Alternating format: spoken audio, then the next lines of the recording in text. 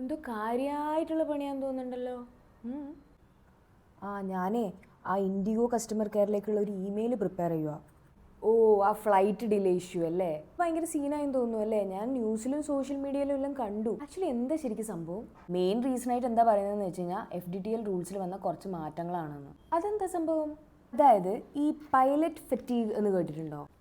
അതെന്താന്ന് വെച്ചാൽ പൈലറ്റ്സിന് വേണ്ടത്ര റെസ്റ്റ് കിട്ടാതാവുക. ഈ FDTL റൂൾസാണ് പൈലറ്റ്സിൻ്റെ duty hours, minimum rest time, എത്ര മണിക്കൂർ ഫ്ലൈ ചെയ്യണം, എത്ര നൈറ്റ് ലാൻഡിങ്സ് ചെയ്യണം തുടങ്ങിയിട്ടുള്ള കാര്യങ്ങൾ ഡിറ്റർമൈൻ ചെയ്യുന്നത്.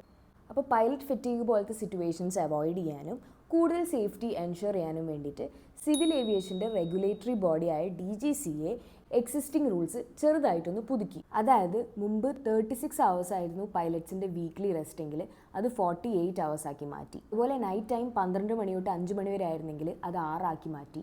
നൈറ്റ് ലാൻഡിങ്സിൻ്റെ എണ്ണം 6-ൽ നിന്ന് 2 ആക്കി വെട്ടിക്കുറച്ചു. അപ്പോൾ ഈ പറയുന്ന കാര്യങ്ങളെല്ലാം ഇംപ്ലിമെൻറ്റ് ചെയ്യണമെന്നുണ്ടെങ്കിൽ അത്രയധികം ക്രൂ മെമ്പേഴ്സ് വേണം ഒരു എയർലൈൻസിന്. അപ്പോൾ ഇൻഡിഗോ പുതിയ ഹയറിംഗ് ഒന്നും ചെയ്യാതെ ഓൾറെഡി ഉള്ള മെമ്പേഴ്സിനെ വെച്ച് ഓടിക്കാനുള്ള പരിപാടിയായിരുന്നു ചെയ്തത്. അങ്ങനെ മൊത്തത്തിൽ കുളമായിരുന്നു സാരം.